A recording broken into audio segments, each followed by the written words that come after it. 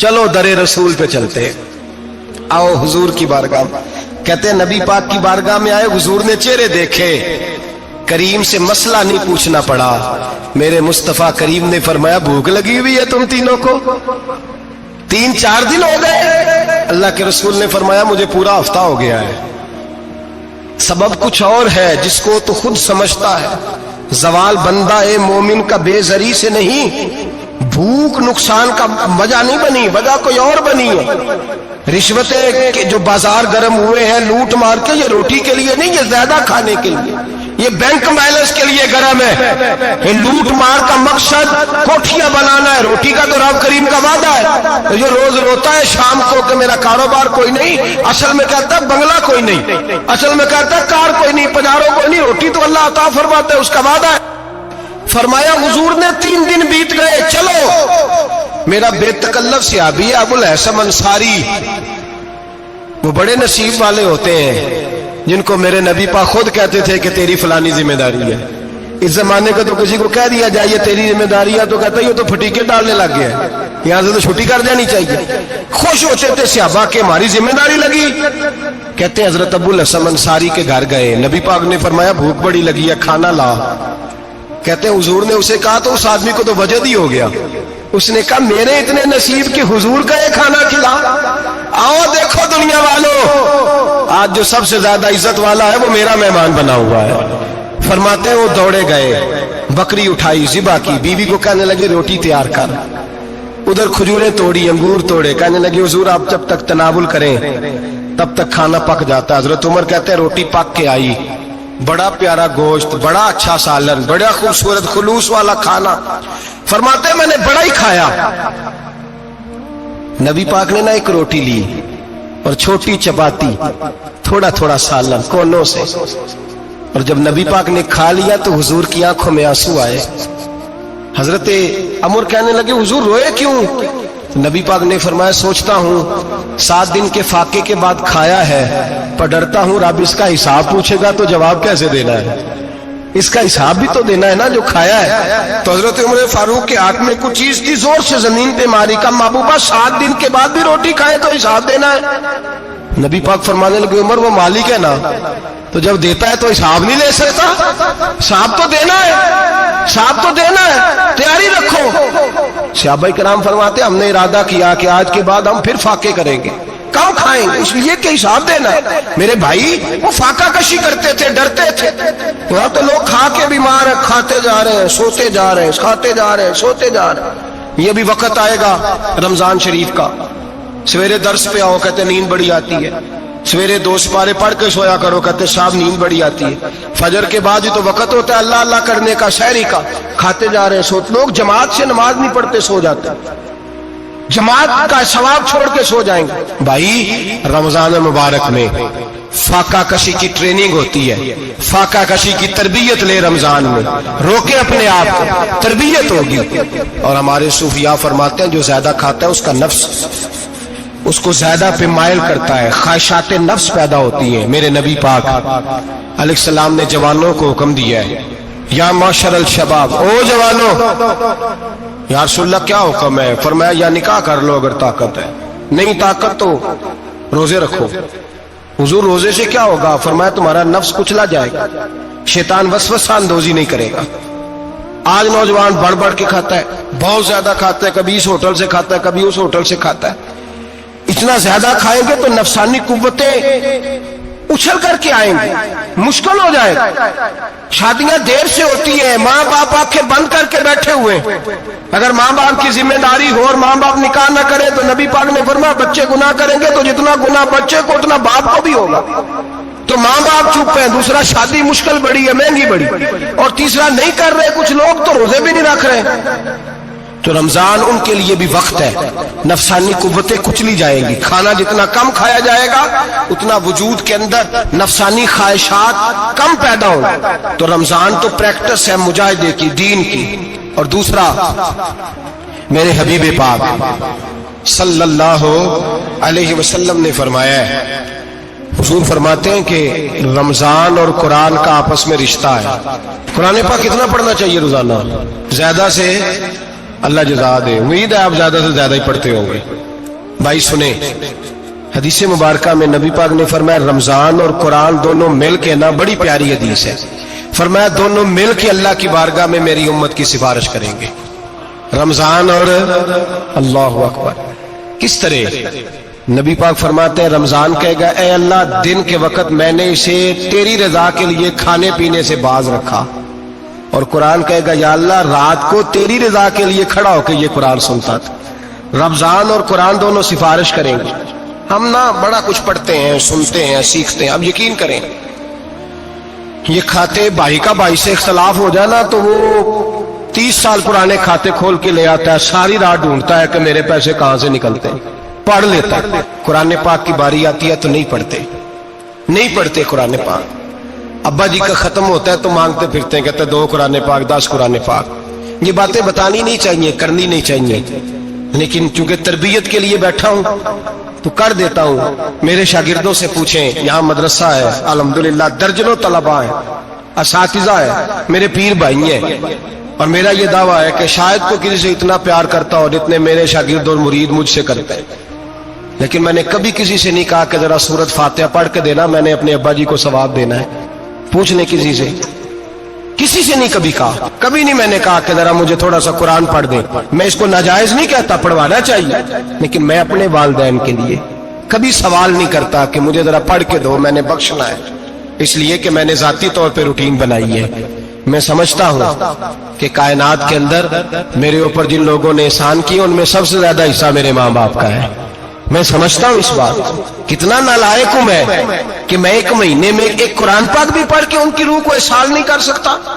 मेरा ये तरीका है जाती, मैं कदगन नहीं लगाता, मेरा जाती तरीका ये अलहम्द से शुरू करो और 2 सूरतें छोड़ के कुरान पाक खत्म कर दो आखिरी, और फिर फलक और नास सूरतें साथ ले जाओ।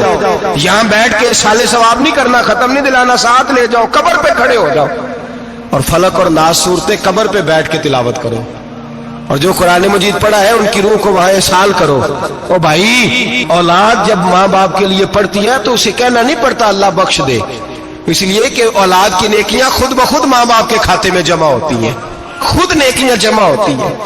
मेरे भाई, तू बच्चों से ये तो मुतालबा करता है कि बेटा इस साल रमजान मुबारक में मेरे लिए सत्तू जरूर बनाना, फलानी चटनी जरूर तैयार करना, ये क्यों नहीं कहता बीवी से कि डिशे कम बनाना। तू भी बैठ के कुरान पाक पढ़, मैं भी कुरान पाक पढ़ता हूँ। इधर आओ बेटा, यहाँ बैठ के तिलावत करो, मैं भी करता हूँ। बेटी इधर आओ, बैठ के कुरान पाक पढ़ो। कितना वक्त लगता है? हाफिज और कारी और उलमा अगर पढ़े तो 20-25 मिनट लगते हैं कुरान पाक का सिपारा पढ़ने, और अटक अटक के पढ़ने वाला भी पढ़े तो 1 घंटा लग जाएगा। और मेरे नबी पाक सल्लल्लाहु अलैहि वसल्लम ने फरमाया जो कुरान पढ़ते हुए अटकता है अल्लाह उसे डबल सवाब अता फरमाता है।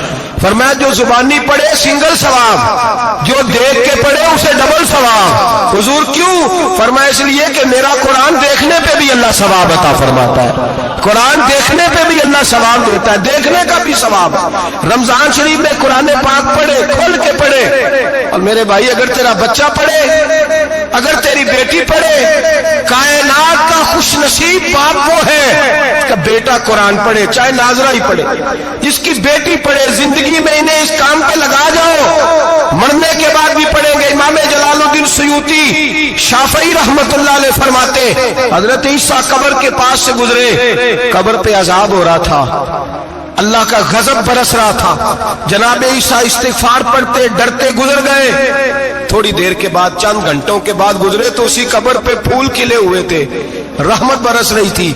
हजरत ईसा अलैहिस्सलाम अर्ज करने लगे, मौला तू बेनियाज है, मेरी ताकत नहीं तेरे कामों में बोलने की, पर अभी तो यहाँ अज़ाब हो रहा था, अभी रहमत बरस रही है। जनाब ईसा कहते हैं आवाज़े खुदाबंदी आई, ईसा बंदा बड़ा गुनाहगार था, पापी था, मुजरम था, खताकार था, लेकिन जब इसका इंतकाल हुआ, इसकी बीवी हामला थी, उसके पेट में बच्चा था, बच्चा इसके इंतकाल के बाद पैदा हुआ। आज वो 4-4.5 साल का हुआ है, मकतब में गया है, मदरसा में गया है, उस्ताद ने बिस्मिल्लाह शरीफ पढ़ाई है। फरमाया उसने तोतली जुबान से कहा है बिस्मिल्लाहिर्रहमानिर्रहीम का, ऐसा मुझे बतला इस जमीन पर वो मासूम जिसे अभी रहमान और रहीम कहना नहीं आता, वो तोतली जुबान से मुझे रहमान और रहीम कहे और मैं उसी जमीन पे उसके बाप को अजाब दूं। फरमाया उसने एक बार रहमान और रहीम कहा है, मैंने उसकी बाप की कब्र को नूर से मामूर फरमा दिया है, नूर से भर दी है कब्र, बरकत से भर दी है। अल्लाह करे मेरे बेटे भी कुरान पढ़े, अल्लाह करे मेरी बेटियां भी कुरान पढ़े, अल्लाह करे हम सब की औलादे कुरान पाक पढ़े। लेकिन ना इमाम आजम अबू हनीफा रमजान में 61 कुरान पाक पढ़ते थे। कितने? 60 टेक अल्लाह अकबर। एक कुरान पाक दिन में पढ़ते पूरा, एक रात को पढ़ते, एक तरावी में पढ़ते। 61 कुरान पाक इमाम साहब पढ़ते। आप फरमाते मैंने छोड़ दिए सारे वजीफे, मैं सिर्फ रसूलुल्लाह का कुरान पढ़ता हूं। रमजान सारा कुरान पाक, सारा रमजान। अब तो आदत ही नहीं रही हमें कुरान पाक। अगर लोग नाराज ना हो तो महफिल नात होती है तो तिलावतें कितनी होती है, और नाते हमने ज़ौक़ ही नहीं बनाया, ज़ौक़ ही नहीं बनाया हमने तिलावत कुरान का। इसलिए कि कुर्रा उलमा फुकरा इनको हम तैयार ही नहीं कर रहे, हम तो एक्टर पाल रहे हैं जो पैसे लेते हैं नात खानी के। माज़अल्लाह, ओ मेरे भाई, क्या कुरान मेरे नबी की नात नहीं? हजरत आयशा सिद्दीका रज़ी अल्लाह ताला अन्हा के पास सहाबा गए, कहने लगे अम्मा जी हमें नबी पाक का इखलाक बतलाएं। तो अम्मा जी कहने लगी जाओ जाके कुरान पाक पढ़ो, काला खुलुकुल कुरान, सारा कुरान मेरे नबी के इखलाक का ही नाम है। ये सारी नात है, ये सारी नात। इस नात को सुनने लोग क्यों नहीं आते? इतना राश में अपने नात में उतना तरावी पे क्यों नहीं होता? और मिल्लत का जवान याद रखे, बूढ़े तरावियां पढ़ते हैं, ज़ईफ तरावियां पढ़ते, घुटनों में दर्द है तरावियां पढ़ते, बीमार बूढ़े तरावियां पढ़ते, जवान वहां चौक में खड़े। क्या जवानी इसलिए है चौकों में खड़ा हुआ जाए? क्या जवानी इसलिए है कि सऊदी अरब जाने के लिए पासपोर्ट बनाना हो तो 2.5 घंटे खड़ा रहे तू, शनाख्ती कार्ड के दफ्तर तू खड़ा रहे, प्रोटेक्टर के लिए खड़ा रहे, काफिरों के सामने कासा लेसी करने के लिए तू खड़ा रहे, तू नौकरी पे जाए तो सारी रात खड़ा रहे, और तू कुरान के लिए खड़ा नहीं होता? मेरे महबूब ने फरमाया मन कामा ईमानन व इहतिसाबन गुफिरा लहु मा तक़द्दम मिन ज़ंबि। फरमाया जो रमजान मुबारक में अल्लाह की रिजा के लिए गुनाहों की माफी के इरादे से कयाम करेगा, रातों को इबादत करेगा, अल्लाह उसके पिछले सारे गुनाह माफ फरमा देगा। नौजवान इरादा करें, प्रोग्राम बनाएं कि इंशाअल्लाह कुरान पढ़ना भी है, कुरान पढ़वाना भी है, सुनना भी है, और इंशाअल्लाह बोलिए सुनना भी है और पढ़ना भी है और पढ़ाना भी। हिम्मत करें, दलेरी करें, आके खड़े तो हो, अल्लाह तौफीक अता करेगा। पहली बात यह कि रोजा रखें, दूसरी बात यह कि कुरान पाक की तिलावत करें, और रोजा रखें तो रोजे के सारे हुस्न समेत उसे रखें। नबी पाक ने फरमाया रमजान गमखारी का महीना है, गमखारी करें। हमारे जमाने में 2 किस्म की तकलीफें हैं। एक तो गरीब आदमी, उसका हाल यह है कि वो मांगते ही गुजारा करना चाहता है, उसने हाथ यूं कर लिया है तो अब उसका यूं होने को तैयार नहीं। जरूरत अगर किसी आदमी को किसी दरवाजे पे ले जाती है तो बुरा नहीं, लेकिन सवाल का अपने ऊपर दरवाजा खोल लेना ये ठीक नहीं। फाका कशी पैदा करें, हौसला पैदा करें, थोड़े पे गुजारा करना सीखें। गरीबों को भी इजाजत नहीं कि वो निकल खड़े हो मैदान में मांगने के लिए। टोलियां निकलती हैं रमजान में, जत्थे निकलते हैं खैरात इकट्ठी करने वाले। बचें। मेरे नबी पाक सल्लल्लाहु अलैहि वसल्लम ने फरमाया जिसने बगैर जरूरत के सवाल किया, जब कयामत के दिन आएगा तो उसके चेहरे के ऊपर गोश्त नहीं होगा, सिर्फ ढांचा ही होगा। इतनी भयानक सूरत में आए, बगैर अशद जरूरत के सवाल न कर, कभी सवाल न कर। और अमीरों से गुजारिश है कि रमजान हमदर्दी का महीना है, हमदर्दी करें तो सामने वाले की इज्जत का भी ख्याल करें। ये बात दुरुस्त है कि गरीब सियाना नहीं होता, इसलिए कि जिसकी जेब में पैसे नहीं होते भाई उसे अकल भी नहीं होती। जिसके घर कार नहीं होती उसे चलाने का तरीका, जिसके घर ओवन नहीं होता उसे चलाने का तरीका भी नहीं आता। जिसके घर में चीजें होती हैं उसे चलाना भी आ जाता है। जिदे घर दाने ओदे कमले भी उसके सियाने हो जाते हैं। तो चौधरी साहब, सेठ साहब, नवाब साहब आटा तकसीम करते हैं, खड़े होकर फोटो खिंचाते हैं, फेसबुक पे देते हैं, और एक आटे का थैला और 10 अखबारों में फोटो। अल्लाह से डरें। रमजान हमदर्दी का महीना, हमदर्दी का। गरीब को दे तो उसकी इज्जत को रुसवा ना करें, میرے نبی پاک علیہ السلام کے صحابی حضرت عبداللہ ابن عمر رضی اللہ تعالیٰ عنہ ڈھونڈ کے لاتے تھے مسکینوں کو، ڈھونڈ کے، اور جب لاتے تھے تو اپنے دسترخوان پر بٹھا کر اپنے ساتھ افطاری کرایا کرتے، اور پھر فرمایا اللہ تعالیٰ نے لن تنالوا البر حتی تنفقوا مما تحبون، اللہ کے راستے میں وہ چیز دینی ہے جو تمہیں زیادہ پیاری ہو۔ کون سی چیز جو تمہیں؟ میں تھوڑا سا بے باک ہوں، بعض دوستوں کے ساتھ، سب کے ساتھ نہیں۔ ایک دوست مدرسے میں گھی دینے آئے ایک دفعہ، تو وہ والا گھی دے گئے جو سب سے سستا تھا، تو میں نے کہا مجھے دیانتداری سے بتائے آپ یہی کھاتے ہیں گھر میں؟ کہنے لگے نہیں۔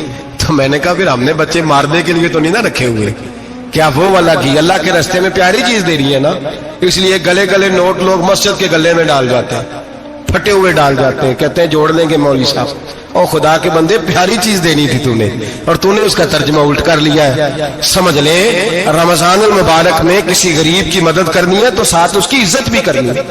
نبی پاک علیہ السلام کے دروازے پر جب سے، یہ جملہ ایک ہے لیکن بڑا قیمتی ہے، صحابہ کہتے ہیں جب ہم دروازہ رسول پہ جاتے تھے خیرات بھی ملتی تھی اور عزت بھی ملتی تھی، خود بھیک دے خود ہی کہیں منگتے کا بھلا ہو، خیرات بھی ملتی تھی اور عزت بھی ملتی تھی۔ نبی پاک ساتھ عزت بھی دیتے تھے، مسکین کو غریب کو دیں اور خیر خائی کریں، جوتے بیچنے والے جوتوں کے ریٹ سستے کریں، کپڑا بیچنے والے کپڑے کا ریٹ، درزی صاحب بھی ریٹ سستا کریں، دکاندار بھی چیزوں کا ریٹ، حکیم صاحب پیسے کم لیں، ڈاکٹر پیسے کم کریں، حکومت نرخوں میں کمی کرے، اور یہ کام اجتماعی طور پہ کریں۔ میرے نبی پاک نے فرمایا رمضان غمخواری کا مہینہ ہے، اس میں غمخواری کرنی ہے، دوسرے کا خیال کریں، اظہار کریں، قربانی کریں۔ یہاں ہر چیز کا ریٹ بڑھ جاتا ہے رمضان شریف میں، ہر آدمی کہتا ہے میرا سیزن آ گیا ہے، توجہ بڑھائیں، خیال کریں، غمخواری کا مہینہ ہے۔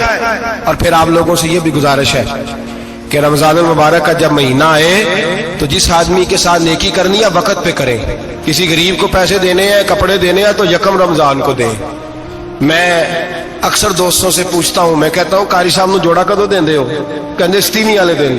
میں کہ مینوں لگ گئی سمجھ، تہاڈی سازش ہے کدھر سواں کے پا نہ لوے، ایویں مولوی چودھری صاحب دے نال دے کپڑے پا لے تے کتے لکھیا اینوں دینا ہے ستیویں؟ تسی دسو ستیویں والے دن کو درزی سی کے دیندا ہے؟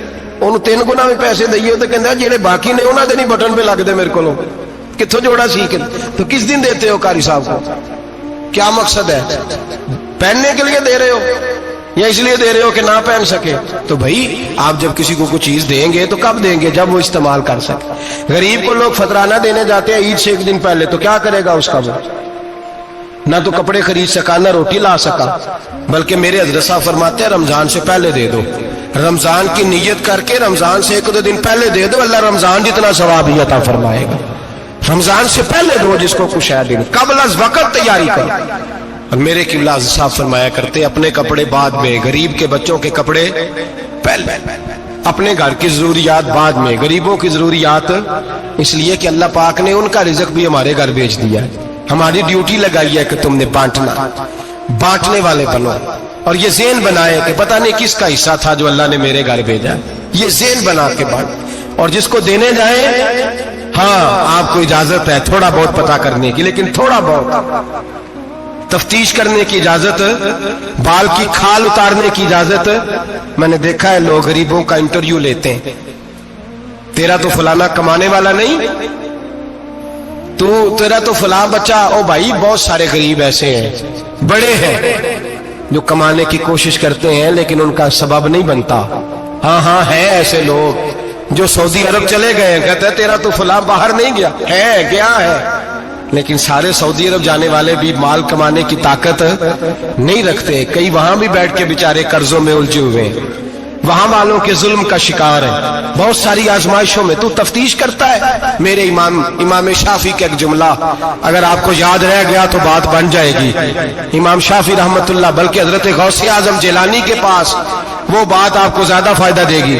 حضرت غوث اعظم جیلانی کو ان کا ایک مرید سمجھانے لگ گیا، کہنے لگا حضرت جی آپ سب کو ہی دیتے رہتے ہیں، ہر بندہ مستحق نہیں ہوتا، ذرا ٹٹول کے دیا کریں۔ تو غوث اعظم جیلانی فرمانے لگے بھائی مجھے تو لگتا ہے تو بھی ان چیزوں کا مستحق نہیں تھا جو اللہ نے تجھے عطا کر دی ہے۔ پہلے تو بتا تو مستحق تھا, تجھے اپنی حیثیت اوقات کا پتہ ہے جو اللہ نے تجھے دے دی ہے؟ طاقت تھی, کوالٹی تھی, تیرے اندر وہ صلاحیت تھی. رب نے تو نہیں تیری تفتیش کی کہ تو قابل ہے کہ نہیں, تو اللہ کے بندوں کی تفتیش کرتا پڑتا ہے. امام شافعی فرمایا کرتے, امام شافعی فرماتے رب تجھے پرکھ کے نہیں دیتا, ٹٹول کے نہیں دیتا, رسوا کر کے نہیں دیتا, تو غریبوں کے ساتھ یہ سارا ظلم کیوں کرتا ہے؟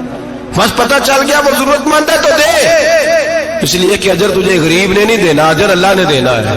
اور اللہ اجر عمل پہ نہیں دیتا, اللہ تو نیت پہ اجر عطا فرماتا ہے.